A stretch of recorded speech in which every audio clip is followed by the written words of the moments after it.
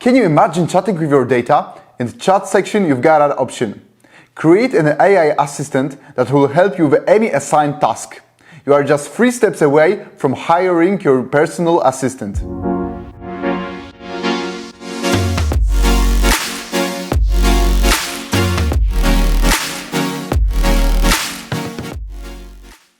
Let's start. Step number 1. Give your assistant the identity. Name it, specify which company it relates to. Then indicate the folders, the uploaded assets from which it is to draw knowledge.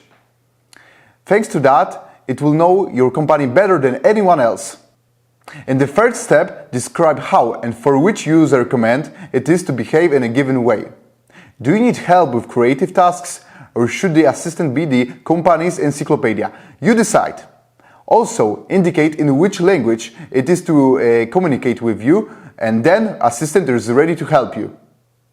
Go to the created chat with assistant and give it a desired command.